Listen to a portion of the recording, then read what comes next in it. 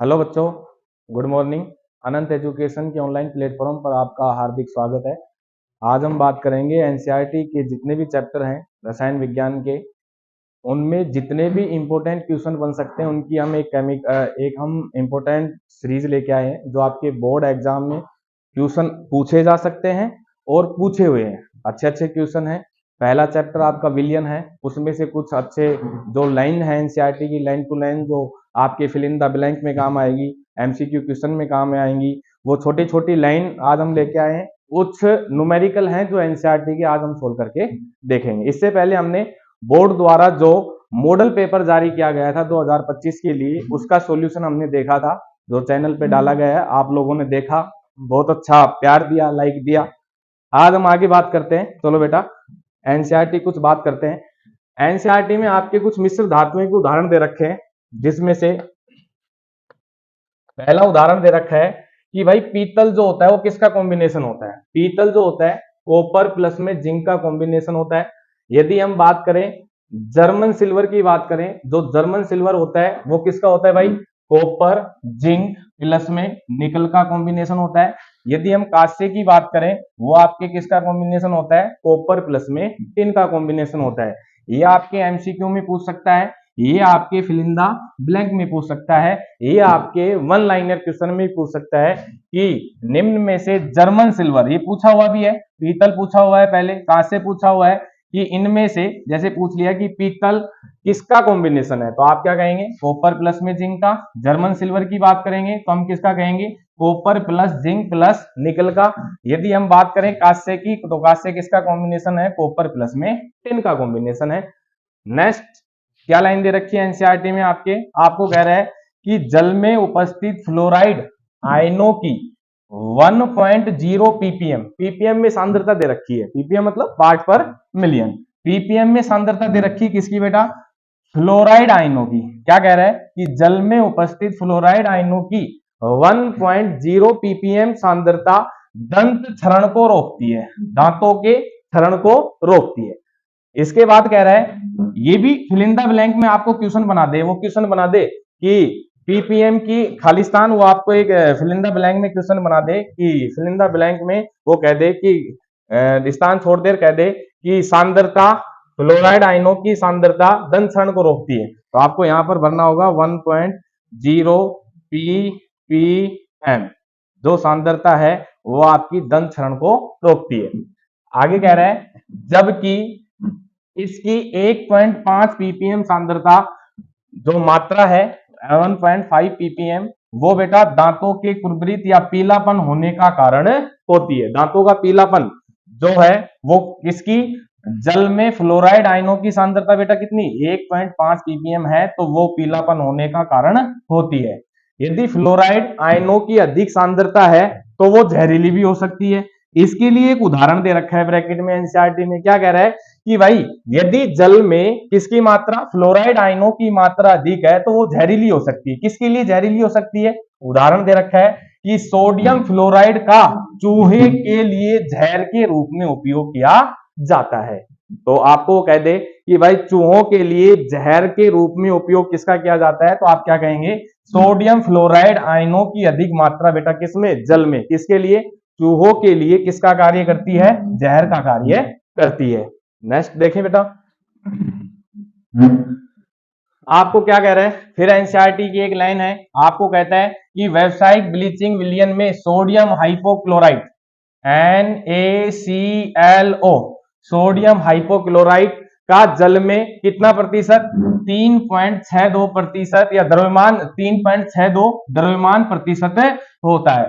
आपको ये one liner में भी पूछा जा सकता है कि व्यावसायिक ब्लीचिंग विलयन में सोडियम हाइपोक्लोराइड का जल में द्रव्यमान प्रतिशत कितना होता है, तो आपको याद रखना है 3.62 द्रव्यमान प्रतिशत होता है। नेक्स्ट लाइन है आपके लिए, एथिलीन ग्लाइकोल का 35% V/V आयतन में प्रतिशत, वॉल्यूम परसेंटेज में कह रहा है कि एथिलीन ग्लाइकोल का 35% V/V विलियन वाहनों के इंजन को ठंडा करने में काम में आता है। इस सांद्रता पर हिमरोधी जल के हिमांक को 255.4 केल्विन कह सकते हैं, या डिग्री सेंटीग्रेड में कहेंगे तो 17.6 डिग्री सेंटीग्रेड तक कम कर सकते हैं। ये क्वेश्चन न्यूमेरिकल में बनाकर भी पूछ सकता है कि एथिलीन ग्लाइकोल का कितना प्रतिशत विलियन, तो एथिलीन ग्लाइकोल का बेटा कितना 35% वी जो विलियन है वो वाहनों के इंजन को ठंडा करने में काम में आता है।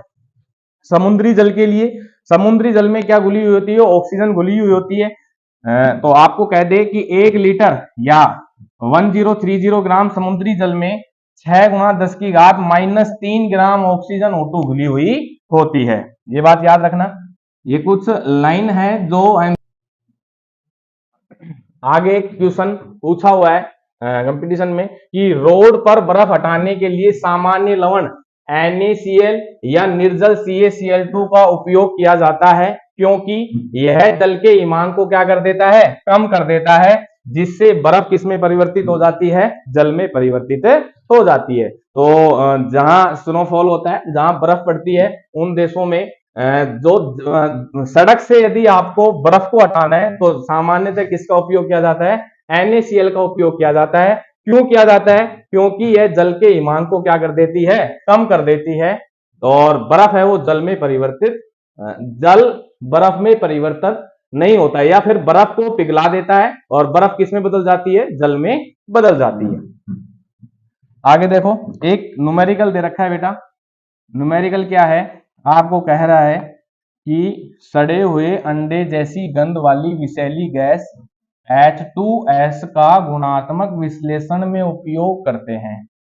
वही H2S गैस है, सड़े अंडे जैसी गंध वाली H2S गैस है जिसका गुणात्मक विश्लेषण में उपयोग किया जाता है। यदि H2S गैस की जल में STP पर विलेयता दे रखी है 0.195 m, तो हेनरी स्थिरांक की गणना करें। आपसे बेटा क्या पूछा है, KH का मान पूछा है। क्या पूछा है, हेनरी स्थिरांक KH का मान पूछा है। बड़ा आसान क्वेश्चन है, बहुत ही शानदार और आसान है, और एनसीईआरटी का ही क्वेश्चन है बेटा। तो सबसे पहले हम बात करेंगे कि आपको पूछा क्या गया है, आपको पूछा गया है, आपको हेनरी स्थिरांक KH का मान पूछा गया है। देखो बेटा, सबसे पहले हम बात करें कि हमें गिवन क्या है। गिवन देखें भाई, हमें गिवन है, वो कह रहा है कि विलेयता एसटीपी पर विलेयता की बात कर रहा है। किसकी बात कर रहा है, एसटीपी पर विलेयता की बात कर रहा है। कितनी है बेटा, 0.195 m है। इसका मतलब क्या है, इसका मतलब ये है H2S के जो मोल हैं वो कितने हैं बेटा, 0.195 मोल हैं, और वो बेटा किस में है, मोललता स्मॉल m दे रखी है, तो हम क्या कह सकते हैं, प्रति 1000 ग्राम में। क्या कह सकते हैं बेटा, प्रति 1000 ग्राम में। H2S के मोल कितने, 0.195 मोल है प्रति 1000 ग्राम में। अब देखो, आप जानते हैं, क्या जानते हैं, हम जानते हैं कि भाई किसी गैस का आंशिक वाष्प दाब या किसी गैस का आंशिक दाब, किसी गैस का आंशिक दाब, जैसे यहां पर आंशिक दाब किसका, H2S गैस का, किसके समानुपाती होता है, उस गैस के मोलंस के समानुपाती होता है। हेनरी नियम से हम ये बात जानते हैं। तो हम यहां से समानुपाती का चिन्ह हटाएंगे तो हम यहां से क्या कह सकते हैं कि PH2S बराबर क्या हो गया, KHXH2S, ये हो गया। अब आपको पता है कि आपको गणना किसकी करवा रहा है, KH की गणना करवा रहा है। हेनरी स्थिरांक क्या होता है, KH की गणना करवा रहा है। तो हम यहां से क्या कह सकते हैं, KH बराबर किसके भाई, PH2S, और S अपॉन में क्या जाएगा बेटा, XH2S। आप जानते हो, क्या जानते हैं, क्योंकि हम कह सकते हैं, हम जानते हैं, क्या जानते हैं बेटा, STP पर। देखो आपको क्वेश्चन में कह रहा था STP पर, तो हम क्या कह सकते हैं कि STP पर H2S का दाब, STP पर H2S का दाब क्या होगा बेटा, 0.987 बार कह दो, या फिर हम क्या कह सकते हैं, 1 ATM होता है STP पर।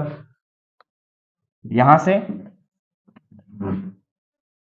से हम क्या कह सकते हैं, हम यहां से कह सकते हैं भाई आपके पास एचटीपी पर दाब का मान कितना आ गया, 0.987 बार आ गया। यहां से आपको किसका कैलकुलेशन करनी है, के एच की कैलकुलेशन करनी है, के एच का मान ज्ञात करना है। के एच बराबर क्या दे रखा है, P H two S upon में एक्स एच टू एस। तो यहां से हम क्या लिख सकते हैं, के एच बराबर पी एच टू एस का मान कितना दे रखा है, दाब का मान एच टी पी पर 0.987 बार दे रखा है। अपॉन में क्या आ गया बेटा, x H two S. X H two S आपको नहीं दे रखा है, मतलब एच टू एस के मोल भिन्न आपको नहीं दे रखे हैं। अब आपको जो एच टू एस है, एच टू एस की क्या चाहिए, मोल भिन्न चाहिए। तो अब हमें किसकी गणना करनी है, एच टू एस के मोल भिन्न की गणना करनी है। देखो भाई कैसे गणना करेंगे, आपको पता है कि मोल भिन्न बराबर क्या होता है, मोल भिन्न बराबर होता है घटक के मोल बटे कुल मोल। आप लोगों को पता है, आपको H2S के मोल भिन्न ज्ञात करने हैं। तो H2S के मोल भिन्न ज्ञात करने, घटक क्या है बेटा आपके पास, H2S है, H2S है। तो हम क्या कहेंगे, H2S के मोल बटे में कुल मोल बेटा, NH2S प्लस में NH2O, यही कहेंगे घटक के मोल बटे कुल मोल। अब आपको किसके मोल दे रखे हैं, NH2S के मोल दे रखे हैं। गिवन में मैंने कहा था कि गिवन में क्या था, 0.195 m था। इसका मतलब क्या था कि मोल किसके हैं, H2S के 0.195 मोल किसमें बेटा, प्रति 1000 ग्राम में, ये आपको कह रखा है। तो यहां से हम क्या कह सकते हैं, हम यहां से कह सकते हैं कि NH2S तो आपके पास कितना है, 0.195, और आपके पास क्या नहीं है, NH2O नहीं है। NH2O वेट बटा बेटा क्या है, मोलिकुलर वेट है। वेट कितना दे रखा है, 1000 ग्राम। H2O का मोलिकुलर वेट कितना होता है, 18। तो जब आप यहां से कैलकुलेट करोगे तो आपके पास कितना निकल के आएगा, 55.55 मोल निकल के आएगा। आपके पास NH2S है, आपके पास NH2 है, आप डाटा रखेंगे तो यहां से हम क्या कहेंगे कि XH2S बराबर मोल किसके, NH2S अपॉन में क्या कह सकते हैं, मोल किसके, NH2S प्लस में NH2O।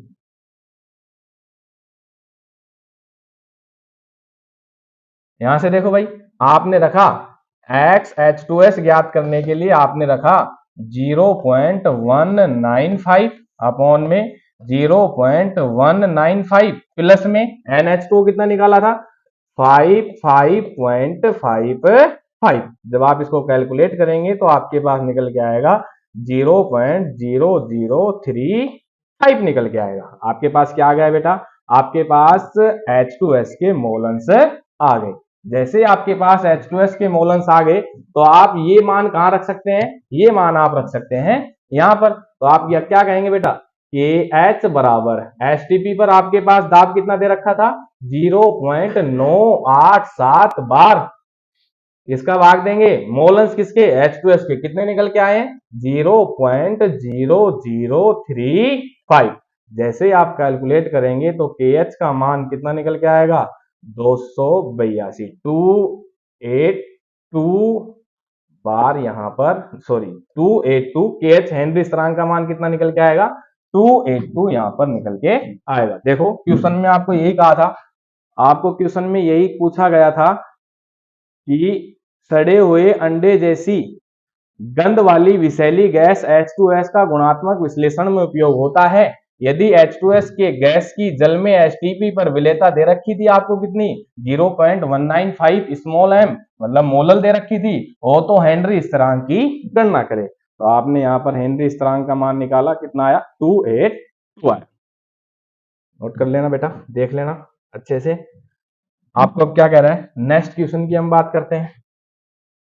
नेक्स्ट क्वेश्चन में देखो भाई क्या कह रहा है आपको, अच्छा क्वेश्चन है बेटा, एनसीईआरटी का है ये क्वेश्चन भी। क्या कह रहा है कि 0.25 m, वापस स्मॉल m की बात कर रहा है, 0.25 m जलीय विलयन का 2.5 किलोग्राम बनाने के लिए आवश्यक यूरिया की मात्रा ज्ञात कीजिए। कितना बेटा? 0.25 m जलीय विलयन का 2.5 किलोग्राम बनाने के लिए यूरिया की मात्रा ज्ञात करें। आ जाओ भाई, सबसे पहले हम बात करेंगे आपको गिवन की क्या है। आपको गिवन है, आपको कह रहा है 0.25 m। इसका मतलब क्या है भाई? 0.25 m का मतलब क्या है? 0.25 m का मतलब है किसका? जलीय विलयन है। इसका स्मॉल m, इसका मतलब क्या है कि भाई आपको NH2CONH2 यूरिया के मोल किसमें बेटा? 1000 ग्राम में यूरिया के कितने मोल है? 0.25 मोल है। तो हम यहां से क्या कह सकते हैं कि NH2CONH2 0.25 मोल किसमें बेटा? प्रति 1000 ग्राम में, या फिर प्रति 1000 ग्राम की बजाय मैं क्या कह सकता हूं? 1 किलोग्राम में। किसमें भाई? 1 किलोग्राम में। मोललता क्या होती है? विलय की या 1 किलोग्राम विलायक में उपस्थित विलय की मात्रा, यही क्या होती है? मोललता होती है। तो 1 किलोग्राम बोल दो या फिर क्या बोल दो? 1000 ग्राम बोल दो। तो 1000 ग्राम या 1 किलोग्राम में कितनी मात्रा है बेटा? 0.25 है। 0.25 मोल किसमें है? 1000 ग्राम में है या फिर किसमें है? 1 किलोग्राम में। एक ही बात है। आगे हम यहां से क्या कह सकते हैं? हम यहां से कह सकते हैं आपको क्या आ गए बेटा? आपको आ गए किसकी मात्रा? मोल आ गए किसके? प्रति 1000 ग्राम में 0.25 मोल आ गए। हम जानते हैं, हमें पता है बेटा मोल बराबर क्या होता है? मोल बराबर होता है वेट अपॉन में मोलिकुलर वेट। मोल बराबर वेट अपॉन में मोलिकुलर वेट। तो हम यहां से कह सकते हैं मोल किसके बेटा? यूरिया के। तो यहां से मोल NH2CONH2 बराबर क्या हो सकता है? वेट अपॉन में मोलिकुलर वेट। अब सबसे पहले आपको वेट कैलकुलेट करना है, भार कैलकुलेट करना है कि भाई भार यहां से W बराबर हम क्या कह सकते हैं? W बराबर कह सकते हैं कि भाई W बराबर ज्ञात करना है तो मोलिकुलर वेट किससे गुणा हो जाएगा? मोल से गुणा हो जाएगा। तो NH2CO NH2 इंटू में क्या आ गया? मोलिकुलर वेट आ गया। अब आप जानते हैं कि NH2CONH2 मोल कितने दे रखे हैं बेटा? 0.25 इंटू में मोलिकुलर वेट यूरिया का कितना होता है? 60 होता है। तो यहां से वेट कितना आ गया बेटा? यहां से आ गया 15 ग्राम। कितना आ गया बेटा? 15 ग्राम आ गया। अब आप क्या कहेंगे? अब आपको ये किसमें पूछा है बेटा? ये प्रति, आपने जो वेट निकाला है ये आपने प्रति 1000 ग्राम कह दो या किसमें निकाला है? 1 किलोग्राम में। या तो प्रति 1000 ग्राम या फिर 1 किलोग्राम में। पर क्वेश्चन में आपको किसमें पूछ रहा है? क्वेश्चन में आपको पूछ रहा है 2.5 किलोग्राम बनाने के लिए। 1000 ग्राम या 1 किलोग्राम बनाने के लिए नहीं, कितना बनाने के लिए? 2.5 किलोग्राम बनाने के लिए पूछ रहा है। तो अब हम यहां से क्या कहेंगे? हम यहां से कहेंगे कि भाई विलयन का कुल भार क्या हो गया? विलयन का कुल भार क्या हो गया भाई? विलयन बराबर क्या होता है? विलायक प्लस में विलय। विलय कौन है बेटा? यूरिया है। और विलायक आपको कितना दे रखा है? 1000 ग्राम या फिर 1 किलोग्राम। तो हम यहां से विलयन का कुल भार निकालेंगे। तो विलयन का कुल भार बराबर क्या हो गया? 1000 ग्राम तो आपको दे रखा है। यूरिया की मात्रा कितनी है? 15 ग्राम। तो हम यहां से क्या कह सकते हैं? 1015 ग्राम। यदि मैं इसको किलोग्राम में कहना चाहूं तो किलोग्राम में क्या कह सकता हूं? 1.015 किलोग्राम। ये किसकी मात्रा आ गई? विलयन की कुल। विलयन का क्या आ गया बेटा? कुल द्रव्यमान आ गया। अब आपको पता है, देखो भाई आपको 1.015 किलोग्राम में यूरिया की मात्रा बताओ भाई। अभी हमने कैलकुलेट करी थी, यूरिया की मात्रा कितनी निकल के आई थी? यूरिया की मात्रा निकल के आई थी 15 ग्राम। भाई 1.015 किलोग्राम या 1015 ग्राम में यूरिया की मात्रा कितनी कैलकुलेट करी थी हमने? 15 ग्राम कैलकुलेट करी थी। अब हमें कितने में चाहिए? 2.5 किलोग्राम में चाहिए। तो हम यहां से क्या कह सकते हैं? 2.5 किलोग्राम में यूरिया या NH2CO NH2 की मात्रा कितनी आ गई भाई? 15 इंटू में 2.5 अपॉन में 1.015, जो आपकी निकल के आएगी 36.94 किलोग्राम, सॉरी 36.94 ग्राम। तो 2.5 किलोग्राम में यूरिया की कितनी मात्रा निकल के आएगी? 36.94 ग्राम। अब आपसे देखो पूछा क्या था, यही पूछा गया था, आपको वो यही कह रहा था। इसको जरा हम छोटा करके देखेंगे तो आपको कह क्या रहा था, आपको वो यही कह रहा था कि 0.25 एम जलीय विलयन का आपको 2.5 किलोग्राम बनाने के लिए आवश्यक यूरिया की मात्रा पूछ रहा था। तो हमने 2.5 किलोग्राम बनाने के लिए आवश्यक यूरिया की मात्रा कितनी निकाली है? 36.94 ग्राम निकाली है।